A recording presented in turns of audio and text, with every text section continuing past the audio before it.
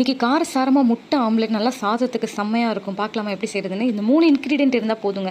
இங்கே பாரு, ஒரு முட்டையிலே 2 கரு இருந்துச்சு. எனக்கு இன்றைக்கி லக்கி டே போல். நான் அதனால் ஒரு முட்டை தனியாக எடுத்து வச்சிட்டேன். இப்போ பொடியாக நறுக்கின வெங்காயம் சும்மா கொஞ்சமாக எடுத்து போட்டுக்கிறேன். அப்புறம் மஞ்சத்தூள், மிளகாத்தூள், மல்லித்தூள், கொஞ்சம் பெப்பர், சால்ட்டுக்கு ஏற்ற மாதிரி போட்டுட்டு நல்லா கலக்கிக்கோங்க. லம்ஸ் இல்லாமல் கலக்கிக்கோங்க. அவ்வளோதான். இப்போது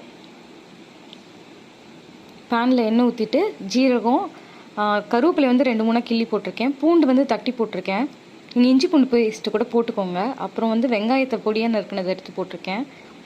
இப்போ மசாலா ஆட் பண்ணிக்கலாம். மஞ்சத்தூள், மிளகாத்தூள், மல்லித்தூள் போட்டிருக்கேன். நீங்கள் இன்னும் கொஞ்சம் கூட மசாலா சேர்த்துக்கோங்க. இன்னும் ஸ்பைஸியாக நல்லாயிருக்கும். எனக்கு மைல்டாக தான் பிடிக்கும்.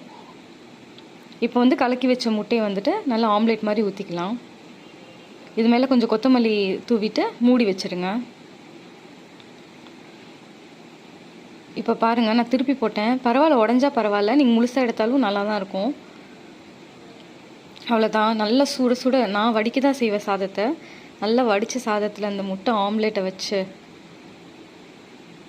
ஒரு ஸ்பூன் நெய் ஊற்றி நல்லா சாப்பிட்டா செம்மையாக இருக்கும். இது தயிர் சாதத்துக்கும் செம்மையாக இருக்கும். நீங்களும் ட்ரை பண்ணி பார்த்துட்டு எப்படி இருந்துச்சுன்னு சொல்லுங்கள். பாய் டூடல்ஸ்.